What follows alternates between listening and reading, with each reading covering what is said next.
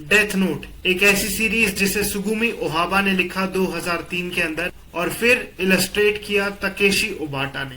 और इस सीरीज को हम में से 97% बंदों ने देखा हुआ है। और अगर तुम उनमें से हो जिन्होंने डेथ नोट देखा ही नहीं है तो भाई कहां सो रहे हो तुम लोग। यहाँ पे ऐसे ऐसे लोग हैं जिन्होंने कोई और एनिमे नहीं देखा, वो हमेशा पहले डेथ नोट देखते हैं फिर उसके बाद शुरू करते हैं। अब जिन लोगों ने डेथ नोट देखा हुआ है तो वो हमेशा ये सोचते हैं कि यार एंडिंग ऐसी नहीं होनी चाहिए थी, एक और सीजन चाहिए था और काश हमें स्टोरी आगे दिखाई जाती।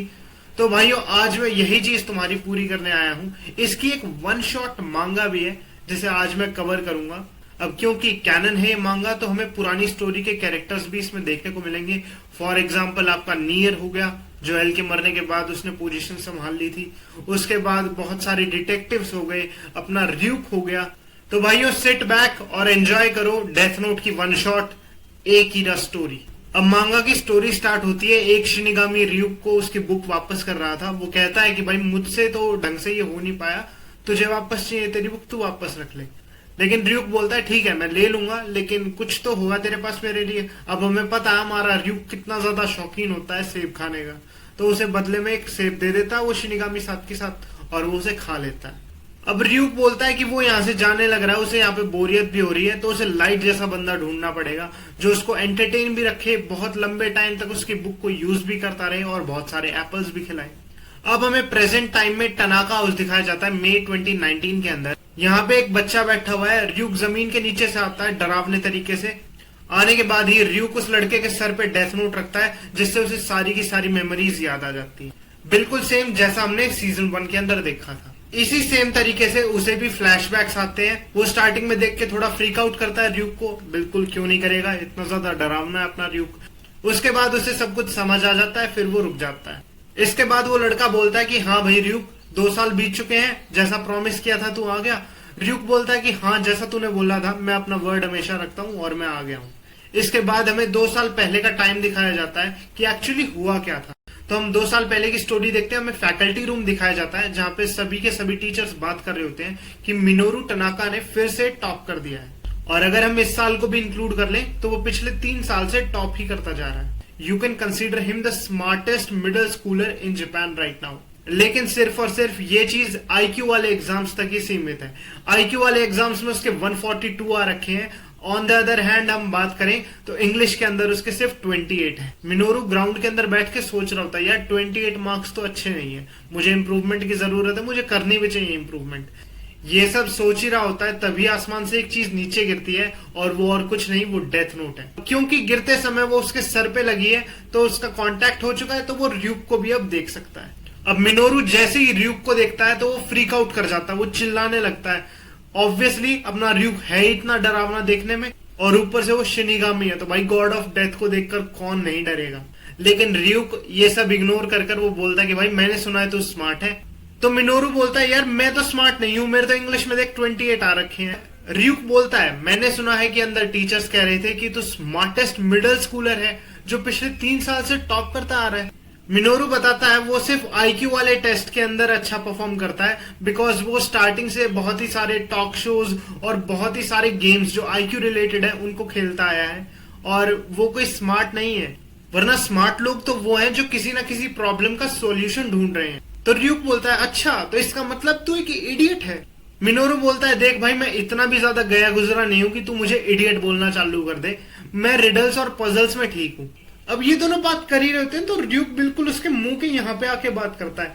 तो वो कहता है कि भाई थोड़ा सा डिस्टेंस बना के रख, कर रहे हैं हम बात। इसके बाद र्यूक बोलता है कि भाई यहाँ ओपन में है ना, ऐसे बड़बड़ाने से कुछ नहीं होगा, एक काम करते हैं तेरे घर पे चलते हैं। तो वो पहले थोड़ा हेजिटेंट होता है, वो कहता है कि यार मेरा घर इतना ज्यादा सही नहीं है, बहुत ही ज्यादा मैसी है, और लेकिन फिर भी वो जैसे तैसे करके चले जाते हैं। अब घर पहुंचने के बाद र्यूक उसे वो डेथ नोट दिखाता है और र्यूक उसे बताता है कि ये वही डेथ नोट है जिसे कीरा यूज करता था। अब ऑब्वियसली ये बात सुनकर वो फ्रीक आउट हो जाता है और वो जोर जोर से बोलने लग जाता है व्हाट, ये कीरा यूज करता था। तो र्यूक उसे रोकता है भाई शांत शांत, मुझे नहीं सुन सकते लोग लेकिन तुझे तो सुन सकते हैं ना। अब मिनोरू भाई फिर से र्यूक से कंफर्म करता है और कहता है क्या ये वही ओरिजिनल डेथ नोट है, फिर से बता मुझे। ओरिजिनल डेथ नोट है जिससे मतलब क्राइम रेट बिल्कुल कम कर दिया था कीरा ने सबको मारकर। तो र्यूक बोलता है भाई तू है तो बहुत छोटा, लेकिन तेरे को इतना सब कुछ कैसे पता है कीरा के बारे में। मिनोरू बताता है हमारी हिस्ट्री सेगमेंट्स के अंदर कीरा का मेंशन है। ये सुनकर भाई ryuk भी हैरान हो जाता है कि यार तुमने उसे इतना बड़ा बना दिया है। मिनोरू क्लेरिफाई करता है कि भाई हमारे लिए वो कोई हीरो नहीं है जिसे हम इतना बड़ा बना रहे हैं, वो हमारे लिए सिर्फ एक इविल विलेन है और हमारी बुक्स के अंदर उसे एक मास मर्डरिंग टेररिस्ट बता रखा है। लेकिन बहुत सारे लोग ऐसे भी हैं जो कीरा को अच्छा मानते हैं। इतना बताकर भाई मिनोरू फिर पूछने लग जाता है कि सही बता, ये वही बुक है जिससे मतलब वो बिल्कुल गॉड बन गया था कीरा। अब इतनी बात सुनकर भाई ryuk का भी दिमाग खराब हो जाता है। वो कहता है भाई इस नोटबुक को खोल, देख फर्स्ट पे है ना रूल लिखे हुए, इन सबको पढ़ ले। अब मिनोरू जैसे ही डेथ नोट को खोलता है वो हक्का बक्का रह जाता है, उसके दिमाग के फ्यूज उड़ जाते हैं और वो ryuk को बोलता है ये तो इंग्लिश में है भाई, ट्रांसलेट करिए इसे। ये चीज सुनकर ryuk भी शॉक हो जाता है और कहता है सीरियसली मैं ट्रांसलेट करूं तेरे लिए?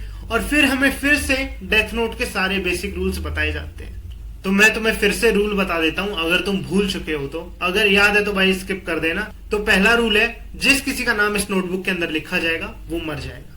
दूसरा रूल ये कहता है अगर दो बंदों के नाम सेम है तो तुम्हें नाम लिखते हुए उस बंदे के बारे में इमेज सोचनी पड़ेगी अपने दिमाग में, तो वही मरेगा। तीसरा रूल ये कहता है नाम लिखने के 40 सेकंड के अंदर अंदर तुम्हें कॉज ऑफ डेथ भी लिखना पड़ेगा। अगर तुम नहीं लिखते हो तो वो हार्ट अटैक से मर जाएगा।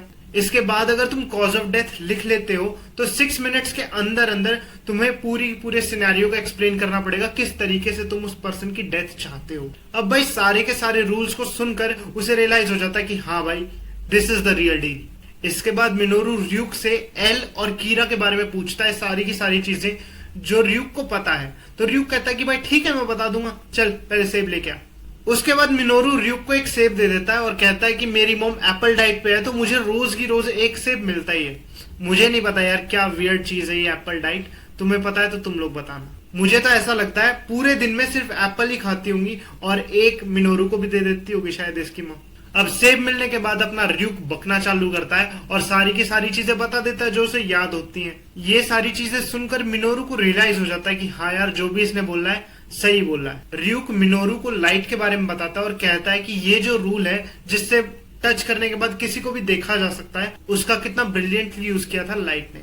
ये बात सुनकर अपना मिनोरू भी इंप्रेस होता है और कहता है कि भाई कितना ज्यादा स्मार्ट है वो। ryuk भी लाइट की प्रेज करता है और कहता है कि हाँ उसके सबसे ज्यादा नंबर आते थे पूरे नेशन में। अब मिनोरू आगे बोलता है जो काम लाइट ने जिस तरीके से किया था वो 10 साल पहले था, इसीलिए वो शायद पकड़ा नहीं गया, लेकिन आज क्योंकि पूरा का पूरा वर्ल्ड टेक्नोलॉजी से घिर चुका है तो आज मैं इस तरीके से काम नहीं कर पाऊंगा। हर जगह पे कैमरा है, हर जगह पे अलग अलग चीजें हैं जो मुझे डिटेक्ट कर सकती है, फिर चाहे वो डैशबोर्ड कैमरास हों, आसपास सोसाइटी के अंदर कैमरास हों या फिर इंटरनेट के अंदर सर्फिंग करते हुए ट्रैकिंग सिस्टम्स हो। तो इन शॉर्ट में कुछ भी यूज नहीं कर सकता, चाहे वो मेरा फोन ही क्यों ना हो। अगर मैं फोन करूंगा तो कॉल रिकॉर्ड ट्रेस हो जाएंगे, अगर मैं इंटरनेट यूज करूंगा तो मेरी सर्फिंग के थ्रू वो ट्रैक हो जाएगा, और अगर मैं कहीं बाहर जाऊंगा तो कैमरा से पकड़ा जाऊंगा। लेकिन मिनोरू के दिमाग में ये भी चल रहा है अगर मेरी जगह लाइट होता तो वो कुछ ना कुछ तरीका निकाल लेता, तो मैं भी निकाल सकता हूँ। ryuk मिनोरू के पीछे से कहता है कि भाई अगर वो कर सकता है तो तू भी कर सकता है ना, आज कुछ ना कुछ तरीका निकाल।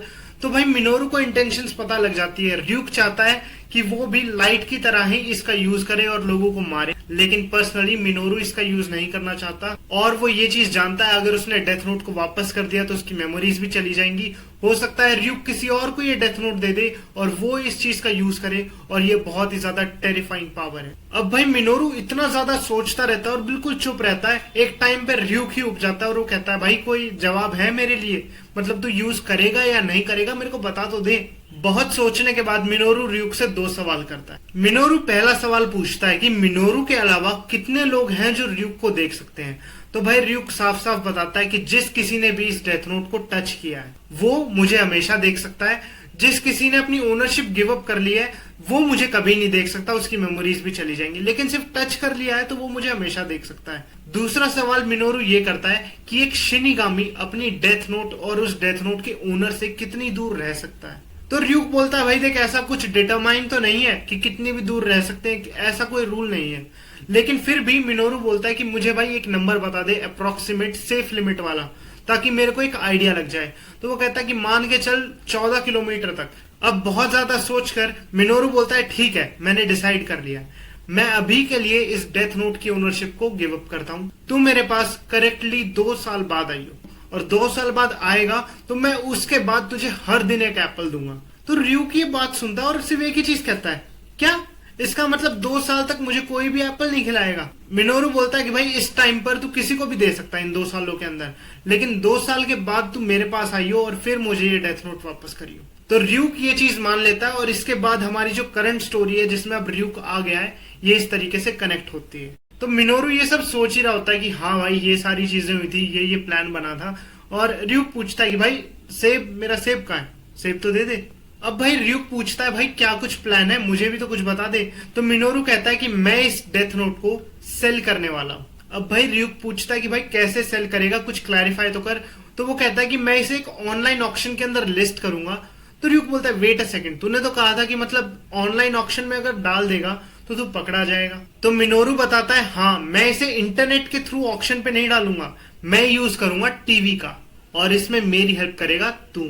अब भाई मिनोरू का प्लान ये है कि उसके घर से 14 किलोमीटर दूर साकुरा टीवी है, वहां पर वो ब्रॉडकास्ट करवाएगा अपनी ये ऑक्शन को। अब भाई इस चीज को लिखने के लिए वो एक पेपर पे इंग्लिश में लिखने की सोचता है, लेकिन सिंस उसकी इंग्लिश बहुत ही ज्यादा वीक है तो वो जापानीज के अंदर ही लिखता है और वो र्यूक को दे देता है, और साथ के साथ एक एप्पल भी दे देता है डील को डन करने में। अब भाई अगले दिन साकुरा टीवी पे नॉर्मल न्यूज चल रही होती है, लेकिन तभी एकदम से एक पेपर फ्लोट करता हुआ आता है जिसपे पर्टिकुलर चीजें लिखी होती है कि कीरा की वो पावर जिससे तुम बैठे बैठे किसी को भी मार सकते हो, वो एक ऑक्शन में बिक रही है, और अगर तुम उसे खरीदना चाहते हो तो अपनी हाईएस्ट बिड लगाओ और हैशटैग यूज करो पावर ऑफ कीरा, और करेंसी जो है वो यूएस डॉलर के अंदर होगी। अब भाई जो एंकर है जिनके सामने ये पेपर आ चुका है वो तो शॉक में है ही, लाइव चल रहा होता है तो वो भी इस सेम न्यूज को पढ़ देते हैं। दूसरी तरफ जो लोग टीवी देख रहे हैं वो भी शॉक हैं कि कीरा की वो पावर बिकने लग रही है। दूसरी तरफ अपना मिनोरू भी घर पे बैठा इस न्यूज को देख रहा होता है,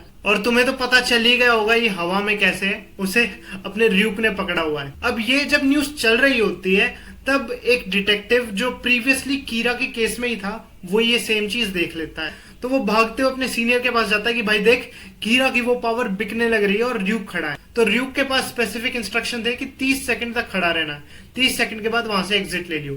30 सेकंड होने के बाद वो जमीन के नीचे जाता है और चला जाता है वहां से। इसके बाद सीन कट होता है, मिनोरू के स्कूल में सब लोग यही बात कर रहे होते हैं कि कीरा की जो पावर है वो ट्विटर पे बिकने लग रही है, और अब बिडिंग का अमाउंट जो है वो 300 मिलियन येन तक पहुंच चुका है। और मैं तुम्हें सही बताऊं, ट्विटर इतना ज्यादा टॉक्सिक हो रखा है कि कोई भी अगर ये चीज करता ना रियल लाइफ में, वो भाई उसके अलग से ही लग जाते, लोग उसे गाली देते, उसका मजाक बनाते, उस पर मीम्स बन जाते। लेकिन इसके अंदर ऐसा कुछ नहीं है। सीन कट होता है, हम देखते हैं एल को जो अफ्रीका के अंदर बैठा हुआ है। अब एल जो है वो एक पोजीशन है, इस टाइम एल नहीं है, उसे होल्ड करके बैठा हुआ है अपना नीर। हम यहाँ पर देखते हैं 2 डिटेक्टिव्स एल के पास आते हैं और जितना भी भंड खराबा जापान के अंदर हो रहा है वो सब कुछ बताते हैं कि भाई क्या कुछ चीजें हुई हैं। दूसरी तरफ एल यहाँ पे र्यूक का एक फेस रिकॉग्निशन बना रहा है ताकि वो सारी के सारे कैमरास के अंदर ये सेम टेक्नोलॉजी को डाल सके ताकि उन्हें पता लग सके कि र्यूक कहाँ पर है। अब भाई वो 2 डिटेक्टिव्स हैं, वो और थोड़ा डिटेल के अंदर बताते हैं कि क्या क्या चीजें हुई हैं। अब ये सारी चीजें सुनकर अपना एल बोलता है कि ठीक है, इस वाले कीरा को हम ए कीरा कर बुलाते हैं। अब डिटेक्टिव्स पूछते हैं कि सर जो भी पावर बेची जा रही है वो एक्चुअली रियल है या नहीं है। तो अपना एल कंफर्म कर देता है कि हाँ उसने भी शिनिगामी को देखा था और जो चीज है वो बिल्कुल 100% लेजिट है। एल आगे ये भी बताता है कि ये जो नया कीरा है ये बहुत ही ज्यादा स्मार्ट है, इसे पता था अगर वो नेट का यूज करेंगे तो वो बहुत इजीली पकड़े जाएंगे। तुम लोग एक काम करो, आसपास साकुरा टीवी के जितने भी कैमरास हैं सबको मंगाओ, मैं सारी की सारी फुटेज खुद देखूंगा। इसके साथ साथ अपना एल डिकोड कर लेता है कि जो भी डेथ नोट का नया ओनर है वो जापान से ही है, क्योंकि इसे बखूबी पता है कि जो भी डेथ नोट का ओनर है उसके आसपास ही र्यूक रहता है। अब इतनी बात सुनकर वो सारे बॉडीगार्ड बोलते हैं तो चलो हम जापान की तरफ निकलते हैं और उसे पकड़ते हैं। तो एल बोलता है 1 मिनट, अगर तुम चले भी गए तो उसे कैसे पकड़ोगे, क्या चार्जेस लगाओगे उसके ऊपर? क्या उसने डेथ नोट का यूज किया, किसी को मारा? नहीं, उसने तो सिर्फ बेचा है, और बेचना कोई गुनाह तो नहीं है। हाँ तुम उस बंदे को जरूर पकड़ सकते हो जो मतलब अगला डेथ नोट का यूज करेगा और जो उसे खरीदेगा। ये वाला जो ओनर है ये एक्सट्रीमली स्मार्ट है, मैं इससे मिलना चाहूंगा। अब एल के बोले जाने पर साकुरा टीवी के आसपास जितने भी सीसीटीवी कैमरा होते हैं सबको चेक किया जाता है, तो पता लगता है कि र्यूक जमीन के नीचे से ट्रैवल करके आया, ओनर के पास से जमीन के नीचे से गया और जमीन के नीचे से ही फिर साकुरा टीवी के ऊपर निकल गया, और इसी तरीके से वो ट्रैवल करता जा रहा है ताकि वो सीसीटीवी कैमरा की नजर में भी ना आए। तो एल बोलता है ये वाला कीरा बहुत ही ज्यादा स्मार्ट है अगर उसने ये बुक बेच भी दी तो उसकी सारी की सारी मेमोरीज चली जाएंगी, हम किसी को पकड़ ही नहीं पाएंगे, और अगर हमने वो पकड़ भी लिया तो उसको याद ही नहीं होगा कि वो एक्चुअली कीरा है। ये सारी बातें सुनकर वो बॉडीगार्ड बोलता है, मतलब सर हम पकड़ नहीं सकते उसे? तो अपना एल बोलता है कि हाँ हम पकड़ सकते हैं, जब बहुत ही ज्यादा पैसा ट्रांसफर होगा, जब वो पूरे तरीके से बेच देगा, तब हम ये चीज ट्रैक कर सकते हैं कि किसके पास सबसे ज्यादा पैसा है जापान के अंदर। उसके अलावा हमारे पास कोई भी मौका नहीं है जिससे हम पकड़ सके उसे। इसके बाद हम वापस आते हैं मिनोरू पे। अब तक डेथ नोट की ऑक्शन जो है वो 10 बिलियन येन तक पहुंच चुकी है। इसके बाद र्यूक पूछता है कि भाई ऑक्शन से पैसे तो बहुत आ रहे हैं, लेकिन कब खत्म करेगा तू ये ऑक्शन? तो अपना मिनोरू फिर से र्यूक को यूज करता है, एक और मैसेज को टेलीकास्ट कराता है जिसमें लिखा हुआ है कि ऑक्शन जो है वो 1 हफ्ते के अंदर अंदर खत्म हो जाएगी। अब भाई ऑल्दो र्यूक को सिर्फ ये 30 सेकंड तक पकड़ के रखे रहना है, लेकिन सभी लोग साकुरा टीवी को देख रहे हैं तो वो टीआरपी के चक्कर में इसे 30 मिनट तक चलाते हैं। अब भाई इनके लाइव ब्रॉडकास्ट के अंदर वो सेम एजेंट आ जाता है, वो कैमरा के आगे खड़ा होता है और कहता है कि भाई इस ब्रॉडकास्ट को बंद करो। और अपना र्यूक ऐसे करके खड़ा है, वो पूछता है क्या हालचाल, बहुत दिन बाद दिखा। र्यूक भाई अपना इतना ज्यादा चिल कैरेक्टर ना, वो उसे कुछ नहीं पड़ा, चाहे कोई मरे कटे कुछ भी हो किसी के साथ। अब देखो भाई इस ऑफिसर की इंटेंशन इतनी सी है कि पावर बहुत ही ज्यादा खराब है, गलत हाथों में चली जाएगी, तो इसको बंद करा देते हैं। तो भाई इसकी इंटेंशन तो बिल्कुल क्लियर है, लेकिन भाई क्योंकि अब ये बंदा सामने आ चुका है तो सब लोगों को पता चल जाता है कि मतलब ये पुराने केस में भी था और भाई ये यहाँ पर भी सेम चीज दिखा रहा है। तो ये जो पावर है ये एक्चुअली में असली पावर है और this is a real thing. इसी के साथ जो वहां पे पहले से बैठा होता है वो पूछ लेता है उससे कि भाई तू तो पहले वाले केस के अंदर भी था ना, और ये बोल देता है हाँ मैं पहले वाले केस के अंदर भी था, मुझे पता है वो पावर कितनी ज्यादा खतरनाक है। इससे सबको कंफर्म हो गया पूरे वर्ल्ड में कि जो पावर दी जा रही है वो असली है। तो एकदम से बिडिंग का जो प्राइस है वो जंप कर जाता है। इसकी वजह से जो पहले ऑक्शन का प्राइस 100 में था वो 200 बिलियन डॉलर्स तक पहुंच जाता है। अब भाई मिनोरू के स्कूल में भी बातें चल रही होती है कि भाई इतना ज्यादा प्राइस बढ़ गया है तो मतलब कोई एक बंदा तो खरीद नहीं रहा होगा, पूरी पूरी कोई ऑर्गेनाइजेशन होगी जो ये सारी चीजें खरीद रही है। अब भाई ये लोग बात कर ही रहे होते हैं तो वो 200 बिलियन डॉलर से 300 बिलियन डॉलर तक जंप कर जाता है। इसके बाद भाई मिनोरू र्यूक का यूज फिर से करता है और एक और मैसेज को ब्रॉडकास्ट कराता है कि भाई जो भी गवर्नमेंट बॉडी इस बुक को खरीदना चाहती है वो लाइव टीवी पे रहो और बताओ तुम कितने में खरीदोगे इसे। अब भाई ये न्यूज सुनने के बाद सबसे पहले एक बंदा आता है, that person is none other than Donald Trump. Trump live आकर बोलता है कि कीरा की जो पावर है वो बहुत ही ज्यादा टेरिफाइंग है और हम उसे किसी और देश को नहीं देंगे और उसे खरीदने के लिए हम पैसे देंगे 500 बिलियन डॉलर्स। अब भाई इंडियन रुपीस के अंदर देख लो, मैंने नीचे लगा रखी है, मुझे नहीं पता ये वैल्यू कितनी ज्यादा बड़ी है। अब इसके साथ साथ चाइना के प्रेसिडेंट भी आ जाते हैं और वो आकर भी एक बोली लगा देते हैं 1 ट्रिलियन डॉलर्स की। अब भाई 1 ट्रिलियन डॉलर्स INR में कितने होते हैं तो मैं नीचे फ्लैश कर दूंगा, देख लेना। अब इस चीज को देखकर ट्रंप फिर से बोली लगाता है और वो देता है 2 ट्रिलियन डॉलर्स की। अब भाई ये सारी ऑक्शन लोग देख रहे हैं, लोगों को मजा आ रहा है कि कितनी ज्यादा वैल्यू बढ़ती जा रही है। अब इसके बाद ट्रंप फिर से एक बिड लगाता है जो होती है 1 क्वाड्रिलियन येन्स की। अब भाई तुम देख लो कितनी बड़ी वैल्यू है, मुझे कोई आइडिया नहीं है। अब ये चीज देखकर मिनोरू बोलता है कि भाई मैं इस ऑक्शन को बंद करने वाला हूँ और जैसे ये ऑक्शन बंद हो तुम मुझसे ओनरशिप ले लियो और चला जाइयो। तो र्यूक बोलता है कि यार इसका मतलब अब सेब नहीं मिलेंगे मुझे। अब दूसरी तरफ एल के बॉडीगार्ड्स में से एक पूछता है कि सर कोई इतना ज्यादा अमाउंट कैसे रिसीव कर सकता है। इसके बाद भाई अपना एल अंदर ही अंदर सोचता है कि यार कोई इतना ज्यादा अमाउंट अगर ट्रांसफर करेगा ऑनलाइन तो ऑब्वियस सी बात है वो पकड़ा जाएगा, लेकिन अपना एक हीरा इतना ज्यादा स्मार्ट है, वो इतना गधा मूव तो करेगा नहीं, और आखिर वो इतने सारे पैसे का करेगा क्या। तो भाई एल के दिमाग में बहुत सारे सवाल होते हैं। अगले सीन में मिनोरू की तरफ चले तो भाई मिनोरू लेटा हुआ है, र्यूक अपना खड़ा हुआ है और वहां पे पीछे से एक और शिनिगामी आता है। अब ये जो अपना नया शिनिगामी है ये र्यूक को बोलता है कि भाई शिनिगामी किंग ने तुझे बुलाया है, एक बार तुझे चलना पड़ेगा मेरे साथ।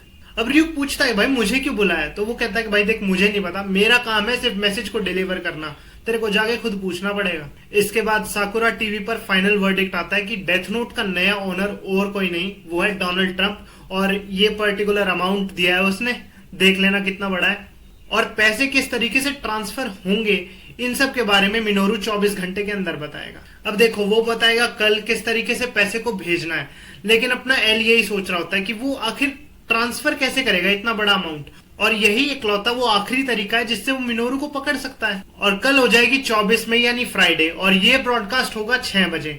और फ्राइडे में वैसे ही बैंक जो है वो बंद रहते हैं, सैटरडे संडे ऑफ रहता है, फ्राइडे को जल्दी बंद हो जाते हैं आई गेस। तो भाई दिन तो अच्छा चुना, लेकिन इतना बड़ा अमाउंट अगर ट्रांसफर होगा तो बैंक खुलने के बाद भी पता लग सकता है। तो ये सारे के सारे क्वेश्चन अपने नए एल के दिमाग में घूम रहे होते।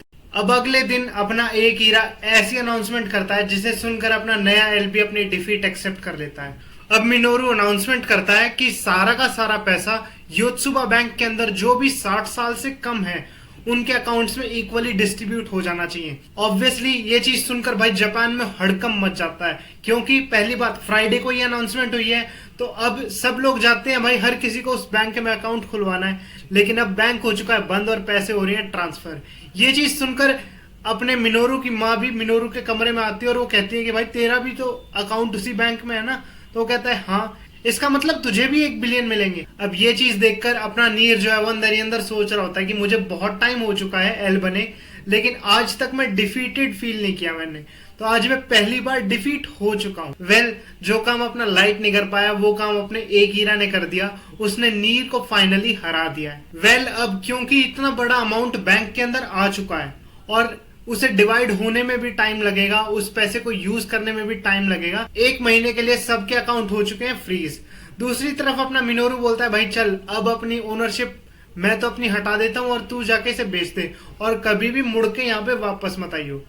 र्यूक अपना बोल रहा था मैंने कभी रियलाइज नहीं किया तू मुझसे इतनी नफरत करता है क्या। इसके बाद अपना र्यूक डोनाल्ड ट्रंप के पास जाता है। डोनाल्ड ट्रंप उस नोटबुक को छूता है तो उसे र्यूक दिखने लग जाता है और र्यूक उसे समझाता है कि देख भाई, ओनरशिप एक्सेप्ट करने से पहले एक बात समझ ले, एक नया रूल है जो अभी अभी शिनिगामी किंग ने इसके अंदर ऐड कराया है, और वो रूल है जो भी डेथ नोट को बेचेगा और जो एक्सेप्ट करेगा दोनों के दोनों मर जाएंगे। अब ट्रंप बोलता है ये क्या बात कर रहा है, ये तो गलत चीज है, मैंने तो पैसे भी दे दिए। तो भाई अपना र्यूक बोलता है भाई देख मैं कुछ नहीं कर सकता, ऊपर से ऑर्डर आ रखा उसने ऐड कराया, मैं कुछ नहीं कर सकता इस चीज में। तो र्यूक उसे बोलता है देख भाई पैसे तो तूने दे दिए, वो तो अब वापस आने वाले हैं नहीं, ऊपर से तूने इतने सारे पैसे देके अपनी मौत खुद अपने हाथ में ले लिए। और एक बात बता दूं, मान ले अगर तूने एक्सेप्ट कर लिया, तू मर गया, उसके बाद जो और लोग हैं और ऑफिसर्स हैं वो इस डेथ नोट का यूज कर सकते हैं, तो भाई क्या करेगा तू, कुछ प्लान वगैरह है तेरे पास। अब भाई ये चीज सुनकर ऑब्वियसली ट्रंप डेथ नोट को लेने से कर देता है मना कि भाई मैं नहीं लूंगा। अब र्यूक बोलता है कि एक बात बता, इसका मतलब तुझे अपनी जान ज्यादा प्यारी है अपनी कंट्री से। लेकिन ट्रंप इतना ज्यादा स्मार्ट है, ट्रंप बोलता है कि भाई देख अपने बीच में जो कॉन्वर्सेशन हुई है ये अपने बीच में ही रहेगी, किसी को पता नहीं चलना चाहिए कि ये सब बातें हुई है। मैं बस ये प्रिटेंड करूंगा कि मेरे पास वो पावर है ताकि लोग मुझसे डरते रहें। अब भाई ये डेथ नोट लेकर अपना र्यूक उड़ जाता है और वो सोचता भाई अब क्या करूं, जिसको बेची गई उसने लेने से मना कर दिया, जिसने बेच दी उसने आने से मना कर रखा है। उसके बाद 1 महीने का हमें जंप दिखाया जाता है, अब सारे के सारे लोग जो है पैसे को एक्सेस कर सकते हैं। अब एग्जैक्टली इसी दिन मिनोरू की भी डेथ हो जाती है, क्योंकि उसने बेच दी ना डेथ नोट, तो नए रूल के हिसाब से मर गया अगला। और हम देखते हैं दूर अपने र्यूक ने अपनी डेथ नोट के अंदर मिनोरू का नाम लिख दिया है लाइट यागामी के नीचे। और इतना सब कुछ हो जाने के बाद भी र्यूक यही सोच रहा है यार एप्पल नहीं मिलेंगे, अब क्या करूं। और इसी के साथ अपनी ये जो 1 शॉट मांगा है ये हो जाती है खत्म। अगर तुम्हें ये वीडियो अच्छी लगी तो लाइक करना वीडियो को, उसके साथ साथ नीचे सब्सक्राइब का बटन है उसे भी प्रेस कर देना, बेल नोटिफिकेशन ऑन रखना, कमेंट्स के अंदर अपने थॉट्स बता सकते हो तुम, और मैं मिलूंगा तुमसे नेक्स्ट वीडियो में। Until then this side Sahil signing off. Thank you so much.